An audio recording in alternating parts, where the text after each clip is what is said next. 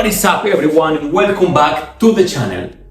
Yeah, you know that we don't have crazy intros right now. Probably I'm gonna put some music, some background music. I'm gonna do a couple of effects here and there, but that's it. From this point on, I'm not gonna cut this video.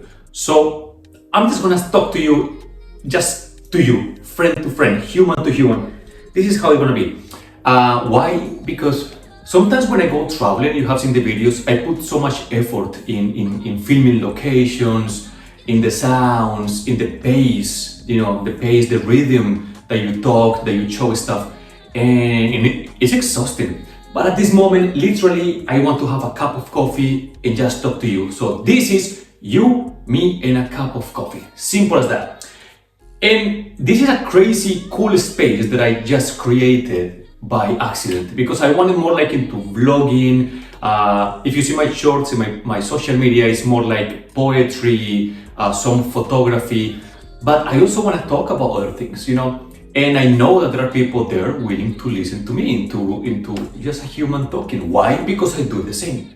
Sometimes I just want to check YouTube because I'm cooking, because I'm doing something and I want somebody talking to me. So basically, if I work with you that way, this is going to be amazing. I think I haven't shown you this new hat. Look at this, very cute, kind of red, orangey. I like it.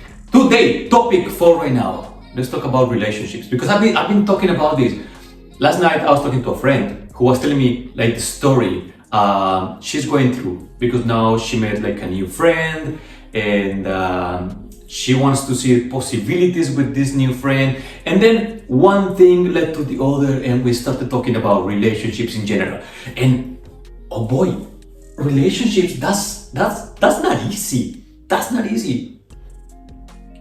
It is not like, if that happened to you, good for you that you met somebody randomly in a random place and you just clicked, you connected, you just, but sometimes you have to work for it. And most of the times you have to work for it. And now we're in a stage where I don't know if love is harder to be found or we are just becoming lazy to actually find love. I'm not gonna talk about social media in the sense of like meeting people, like Tinder. What is that the name? Bumble. There is another one like those. Some people have met the love of their lives in those apps. I don't completely flow with those apps because I have a stereotype on those. That's just my point of view. And what is a stereotype? Actually, I'm not going to talk about that. Not a stereotype. It's just that I have this idea of actually finding love in a random place. That's my idealistic idea of finding my significant other, I don't want to go to an app and just, swipe just based on looks, because it's literally based on looks. And then if one day I have to tell my story, I don't want to say like, how you met this beautiful girl? Like, yeah, I met her, in one of these apps. This is just my point of view. However, I also know that these apps are okay for people that are not confident, people who are not, they don't have the spoken skill on point. You know what I mean? Some people are more like shy, very, very introverted. They have insecurities and all that stuff. So I get it. I'm not criticizing. I'm just saying that if it's it's in my power, if it's within my power, I would like to, meet somebody naturally, randomly, in a random place. Just like, hi, nice to meet you. That's how I want to start the thing. So that's one thing. Like now it's kind of because of these apps and stuff. Also, people feel more comfort in not hanging out anymore. There was this time when I was a kid that you were in high school, right? And that you saw that girl, that girl from a different class, and you liked her. What was the process to actually meet her or be close to her? Usually through a friend of a friend. That's how it worked, at least from my context in South America, Colombia. By the way, Daniel, Colombia, 10 years, Vienna. Boom, this is my life right now. By the way, not 10 years in Vienna. I've been in Europe for 10 years, but for the ones who are new to this channel, this is my second year in Vienna. And from my Colombian context, that's how it was, right? Like, I like that girl. let's say a name, let's say Sarah, right? Sarah is right there. Yeah. Oh, you are a friend of this girl? Oh, can we hang out? I would like to, get closer to her. Are you playing a game? Are you playing, I don't know, basketball? Are you doing something that I can join your group and get closer to her? That's how it was. Also, I was in those times where we used to write letters. Maybe that's why I have this little thing about poetry, about words. For me, words are powerful. Like if I tell you, I love you, like with my words, looking at your eyes, that's way different than text. You know what I mean? The message is the same, but the way it changes the whole sense of it. And also, I have to, probably if you are 30 plus, maybe you relate to me in the sense that in those times we didn't have a cell phone. So it was not like, give me your, I don't know, your Instagram, give me your PIN so I can chat to you using my BlackBerry. And nothing. My first cell phone was when I was in 10th grade, and it was a Nokia 1100, the little white ones, the ones that were indestructible. That's it. And so literally I found myself many times in high school, for example, when you were kind of, discovering this thing of love, of liking somebody, of having this kind of need, because at some point you start feeling it, like, oh, I want to spend some time with that person. No, I don't want these ones. I want that one, right? And I was writing letters, like, hi, like, you look very nice today, blah, blah, blah, have a nice day. And I was telling somebody, hey, can you please give this letter to that girl? That was it, simple as that. I know that generations change, and I know that kids from these times and people, not that kids, teenagers from these times, they have to deal with a new way of doing things in general. Everything is done differently. So I cannot judge them. And also, I'm not into that thing of, oh, we have to bring the all good times.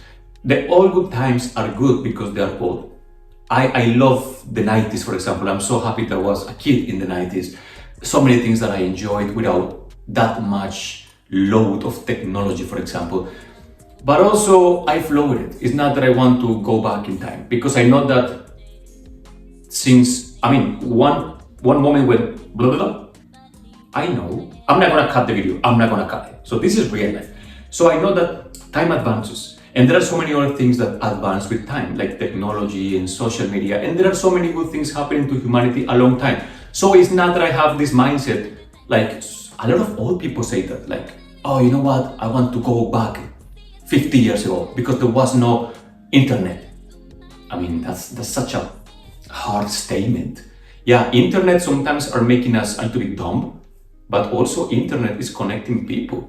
Through internet, you can find jobs. Through internet, you can learn so many things. Through internet, you can explore the world. Through internet, you're watching me. So, that's another debate. By the way, this is how it is. When I'm having coffee with you in real life, I'm gonna go from this topic to this topic to this topic, then we come back to the first topic, and this is a real chat. By the way, what you drinking? Drinking coffee? I hope you're drinking coffee. What time is it? Time to drink coffee. That's the answer. So those were those times. Now that's one thing, that generations change, and now we have to flow with a different way of doing things, including how we interact with people, how we meet people, and how relationships now are built and done. The other thing, we were talking about money, because we have this thing of women are more materialistic than men. That's a stereotype. I'm just saying. That's why we were talking about this. And she was like, do you guys think the same? Like, do you guys, when you meet a girl, do you kind of somehow pay attention, or somehow you direct your curiosity or your intrigue into like how much money she has or she makes, or kind of financial status? And my answer is no. I mean, at least me, no, not at all. Obviously, I would not say like I pay attention to any financial status, but I'll pay attention more to the educational status. All of us, we have different ways to segregate people. All of us, you do it, I do it, they do it. We all have different ways, right? We categorize people, right? And for me, the way to categorize people is not based on skin color, hair color, nationalities, religion, money. I would say more is in the intellectual way. Intellectual in the sense of, for me, it's very interesting when somebody has studied, has gone through university, has a job related to what the person studied, then the person is talking to me about that. I'm interested in that. That's how it is. Now, Daniel, but what about if you meet somebody who never went to university? Yeah, that can happen. But I'm just saying, I have filters, and that's one of those. But also, we cannot deny that finances are important. Now, hopefully you are not that like materialistic that you're looking for somebody who is wealthy, which is a very delusional dream. If you do, good for you. But it's funny because even though love is love, right? It's an emotion, this thing. We need money. It's not that we don't need it. Like, if I want to flirt with you, at least in the very early stages, you need some cash. You know what I mean? It's not that I can make you fall in love with me just by writing poems to you, by singing songs to you with the guitar, like Romeo and Juliet, you in the balcony, me right here talking to you. Actually, I need to impress. And we were talking about this topic, and I found it very interesting, like how these couple dynamics or the meeting dynamics work. Because I meet you, but what makes me as a man, what makes me impress you? Why do I want to impress you? Why do I want to, hey, would you like to go for a coffee? And then it's not gonna be a random coffee. I'm gonna pay attention to where I'm gonna take you. If I say, hey, I'm gonna take you out for dinner, I'm gonna pay attention to the place I'm taking you to, right? I want to impress you. But we were like, what was the reason? And the reason is one. At least this is my opinion. Please leave it in the comments if you have a different opinion. But the reason why, as a man, I feel that I need to impress the woman is because the competition is crazy. Simple as that. Because I feel this comes to our animal nature, right? Imagine, have you seen animals? How kind of they kind of earn the attention of the female. They have to do extra. Any animal in the animal kingdom of the kingdoms of animals, they all have to do something extra to get the attention of the female. Call it bringing like gifts in terms of like food, right? Some of those in the body, like the gorillas, they do this thing, and the turkeys, they have to, or birds in general, they have these dances and these colors, and they show the beautiful feathers, etc., etc., etc. As humans, there is a crazy competition also to gain the attention of females, of girls. That's why, at least from my point of view, I cannot leave anything to the universe. I don't feel like, yeah, I'm gonna see what the universe puts in my way. No. I want you. I'm gonna take you to a dinner, and it's not that we're gonna walk around and no. I want to pay attention where I'm gonna take you, the way I'm gonna dress. I'm gonna use perfume because I want you to pay attention to me. That's how it is. So one thing is like, is obviously, I know that many people are gonna say like, no, I'm just happy if you tell me let's go for a picnic by the river. Yeah, fine. That could happen, yes. But eventually, you will need some financial support to actually support the relationship ongoing. Because at some point, I assume that as the relationship develops, you are not gonna go to have a picnic by the river every weekend. At some point, I guess you want to travel. At some point, I guess there is a special occasion. You want to take that man or that woman to a nice place to have lunch or dinner. I mean, at some point, you would need it. That's what I'm saying. I'm saying that you need somehow. Secondly, another thing that we discuss is how all of us, we have a type, but we don't have to accept it. And that's so funny. And it's like, because if you ask me what is my type, I would say like, no, I can like almost every girl, you know, which is almost true. But as I said, for example, like the educational thing. Like that's one thing for me. So I start segregating. And it's so crazy because some people confuse this liking by segregating some races, for example, segregating some type of men or women. And I do think that in the sense of love, I should have the right to choose the person I feel comfortable with. Simple as that. I have a bowl of fruits, right? And I prefer to have the pear. The pear. I don't want the apple, I don't want the banana, I don't want the coconut, I don't want the strawberries, I want the pear. And I don't want anyone telling me like, oh my God, so you are segregating the banana. And oh my God, you are segregating the strawberries. Like, so do I have to say that I love them all? No, I want the pear and that's it. Why? Because the pear is green, because it's sweet, because I like the way it looks, because when I have it in my hand, I like it. And when I have it in my mouth, I like the taste. Simple. Yeah, simple. And I guess sometimes it's so scary to say, I don't like this type, I don't like this type, this high, this.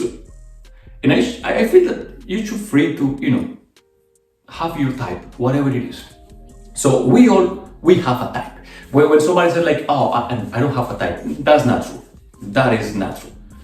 You do have some features that you kind of look for, even subconsciously. There are some things you are looking for in people that you potentially see as your future partners. That's how it is. Now, there are other things that we talked about now in the more like funny area. There are some unwritten rules that nobody talk about. Like how long, for example, I meet you, right? We like each other, we start hanging out. How long until we should say, hey, should we formalize this? Should we give us a name like boyfriend and girlfriend? Like, where is the time? Because I've noticed that this not only varies from people to people, but also from cultures to cultures. There are some countries that I've noticed people who are, for example, I lived in Poland for 4 years. In Poland, in these years, I met a lot of people from Eastern Europe, from Slavic countries. They are way faster in terms of establishing relationships. I mean, I like you, you like me, it's been a month, fine. What are we? Like, boom, straight. And these girls from Ukrainian girls, Slovakian girls, obviously Polish girls, at some point after after the third date is like, by the way, what are we doing? So it's nothing, there is nothing left behind for the randomness to see what happens. No, like, what are we doing? Because I'm not gonna waste time. In my case, I would say, I cannot count dates. For me, it's just not natural to say like, hey, we've been together 5 dates already. I would say I count in time, in terms of time. And I would say that I hang out with you, but I assume you work, I work, you study, I study. We're busy. It's not that we are in holidays, that, we are busy. We have things to do. We have friends to take care of. We have family to visit, whatever. So I'm saying this because it doesn't mean that we're going to see each other every second day. No. Maybe there are weeks that we don't see each other. You know what I mean? So in terms of time that we are seeing each other like periodically, I would say that when you are kind of going into the second month, some of you, I don't know, I feel scared to say this because some of you are like, oh my God, 2 months? But for me, it's okay. Because 2 months is like, it can be in 2 months, you can have 5 dates.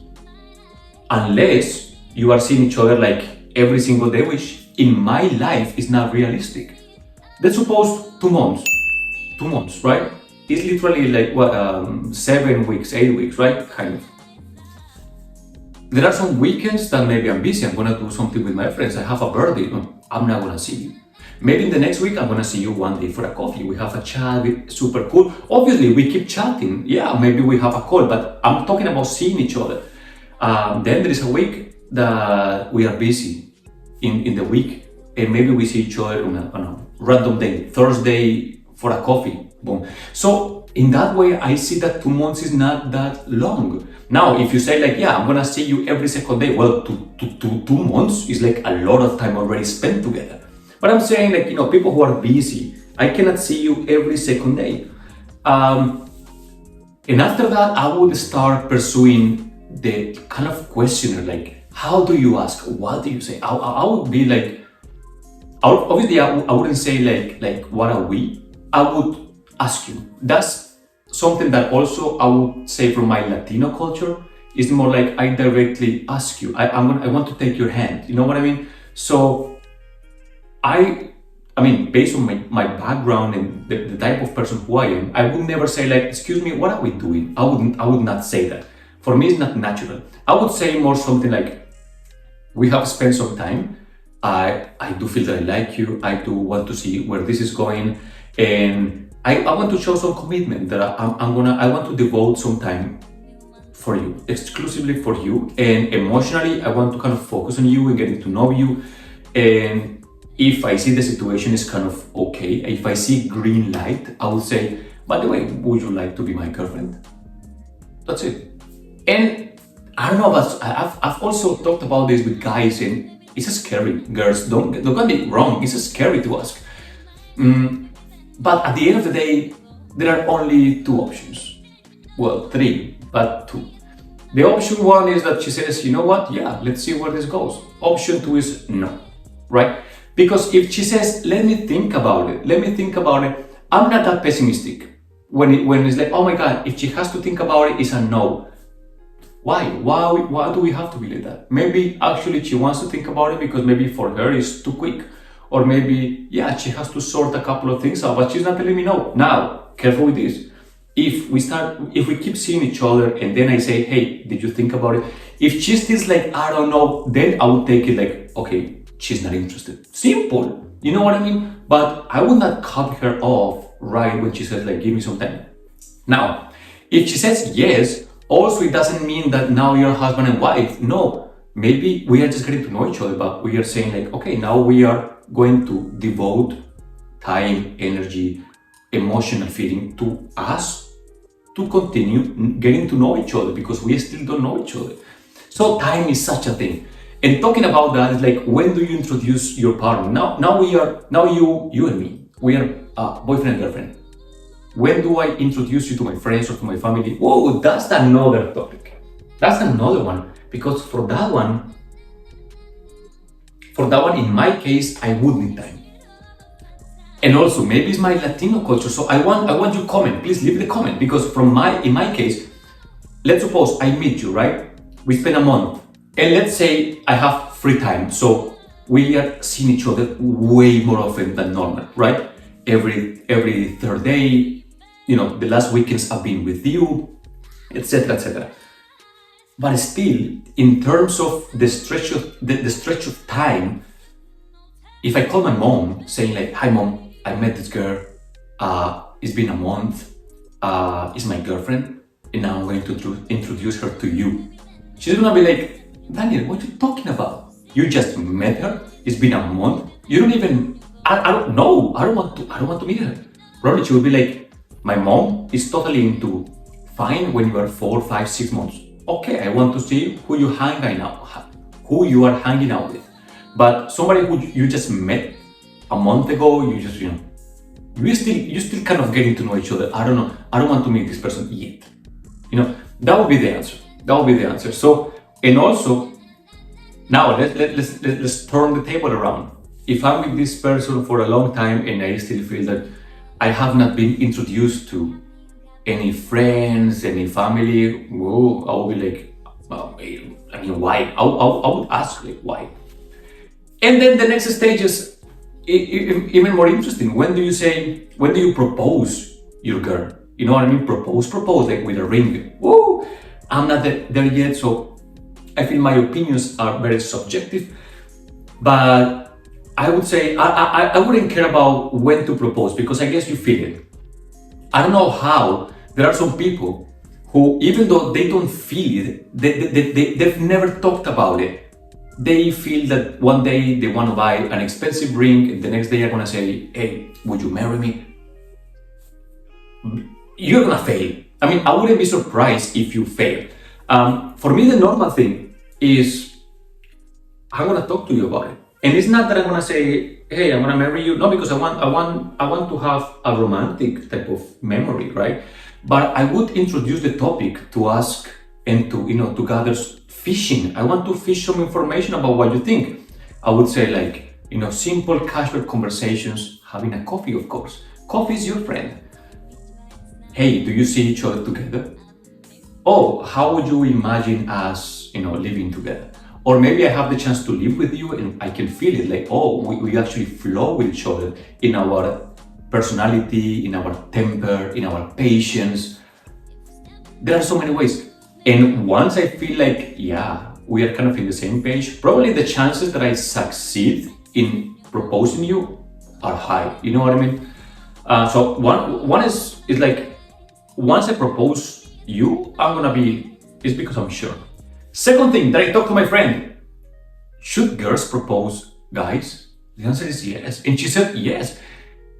It's just funny because, yeah, we are in a society, well, you can see some of this patriarchy here, right? That the man is the one who provides, is the one who proposes. But hopefully you are in the mindset of changing that. Also, women can provide. Also, women are strong in many senses. Also, women are the bosses, and they can also propose. Now, if the girl I'm with, she proposes to me, I will never take it wrongly. I'll be like, it will be funny, of course, because not funny because she's doing it to me, it's because I want to do it. No, I do want to do it. I do want to, the ring in a nice location or something. I want to, would you marry me? Now, if she does it first, I'm going to take it as a compliment. And funny thing is like, if she proposes to me, I'm going to say, yeah, of course, yes, all good. And maybe at some point I'm going to propose to her, or maybe, I'm going to say like, hey, I also wanted to do it. So yeah, this is my take of my proposal to you. You can make it the best way, and it could be fun. And the last thing that we were talking about is like all those funny stages that you have to go through when building up with somebody. And this is one of the most, it's important, but it's cool, language. And only people who have not just traveled, but at least explored other languages with partners, you will understand me. Because language changes many things. Now, I'm not gonna mention, names or numbers, but I have had a couple of girlfriends in different countries that I've been. So I have seen how language, like I do have experience in the sense of, yeah, language changes the way people understand things, the way people mean things, and the way people express feelings. Now, let's talk about my inner roots, Spanish, right? In Spanish, for me, it's very important, for us, it's very important the way you address the person you are interested in or your partner, right? Because with only words, you can you have like a chronology, you have where you started and then you have the maximum point. And we have different stages and we use different words to refer to our partner along the stages. The last one being te amo, I love you, right? That's the I love you, te amo. But you don't say that when you are starting. You don't say that when you are you say that when you actually feel strong about that person. You know what I mean? But when we compare, for example, to English, this is the language, this is the channel that we're using right now. This is the code we are using right now.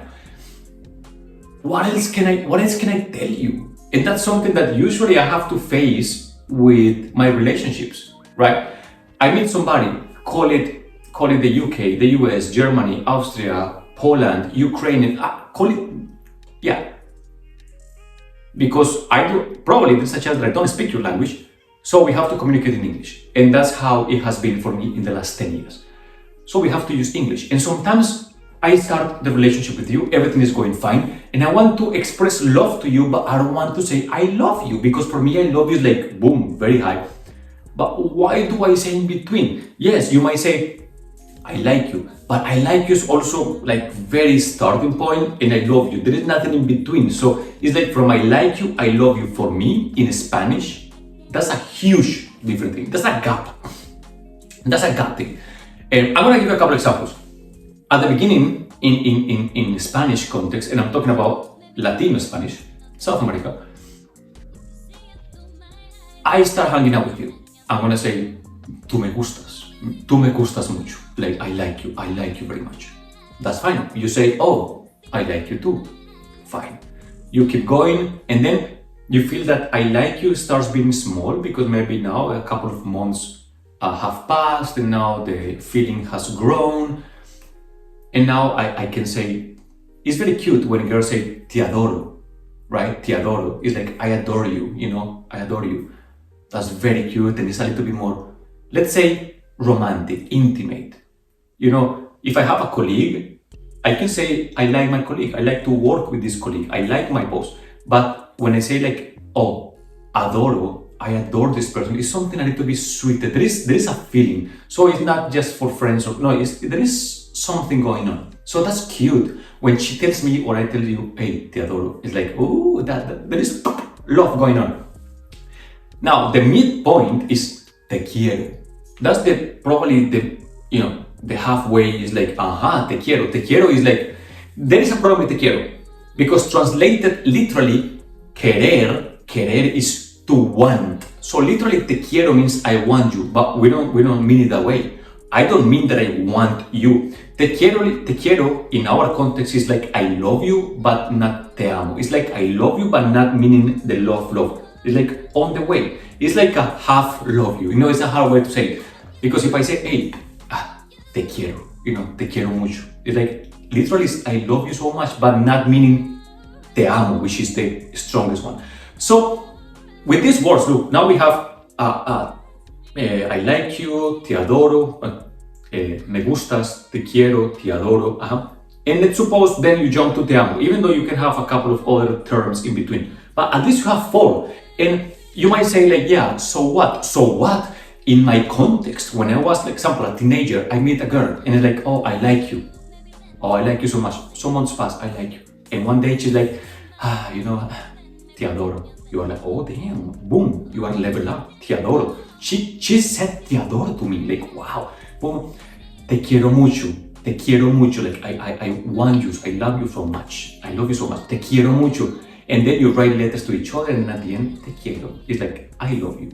You are like, whoa, you level up. And then at some point, te amo, I love you. I know where I am. I'm gonna give you another example. It's like, I want you to really understand me because for me, that's an issue. Let's suppose at some point, I feel so much love for you. This is me, this is you. No, not you, this is the person, and this is me.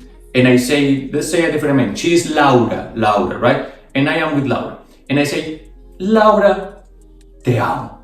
I love you. Laura, te amo. And she replies, Daniel, te quiero. You see, I will feel bad because I'm gonna assume she's not in the same stage. I say, Laura, I love you. And she's like, but yo te quiero. So she's not there yet. Same as here. If I say, oh, te adoro, like I adore you, and she says like, tú me gustas, I like you, still not in the same. So words are important. And sometimes I feel like in English, for example, I feel short. I feel like I have to say I like you, and then at some point, boom, I love you. And sometimes I do have to explain like, hey, wait, I want to say something that I feel for you, but not quite. It's like, I don't want you to get scared because it's like, I love you. And maybe sometimes they're like, oh, I love you. That's heavy. And I'm like, yeah, but it's like, I know that there are some stages. I love you, but we are on the way. It's like, I don't know what to say in between. And sometimes we negotiate the meaning and we are like, yeah, I know what you mean. I love you too. But we are not meaning the maximum point. We are on the way. So language is such a fun thing. And also the way we say it, te amo, that sounds cute. Here in Austria, they speak German. Obviously, they would say ich liebe dich. In Poland, they would say kocham si. And yeah, so that language is important. That's cute. But the most important thing, not to make this video crazy long, is there are a couple of things in these adventures of relationships and getting to know people is that makes us mature. That makes us, gain experience in so many different ways, and in ways that hopefully we grow, right? I'm not talking about the broken heart. I'm just talking about relationships in a positive way. But being brokenhearted, I assume is bad. I'm not gonna say that I have ever felt like super badly, but I know that for some people that hits hard, and emotionally that's hard. But hopefully you learn from that, you get stronger. But love is such a nice thing. Love is such a nice thing. And I'm gonna finish with one poem that actually is in my TikTok. You can check it out, and it says something like this, because maybe I feel that it's a good way to wrap this up. It said, love is an emotion, not a feeling, because feelings change, ups and downs.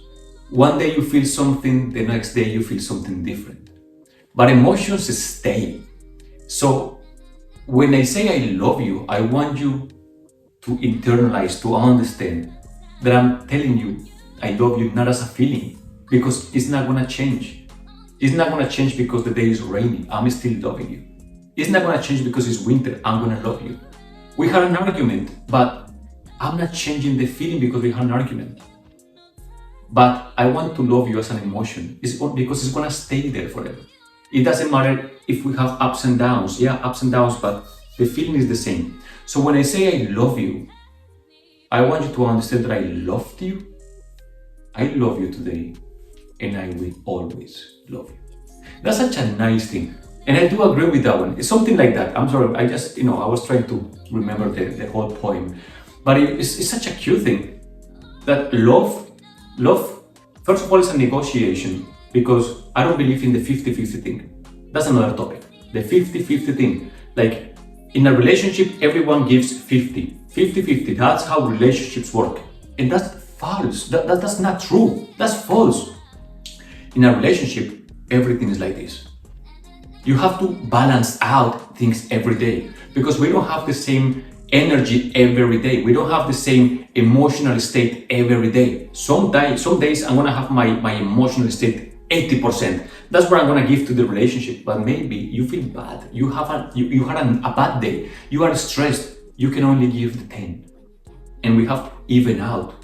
One day you're gonna be extremely happy. You can give 70%, but that day I'm tired, I'm exhausted. I only can give the 40%.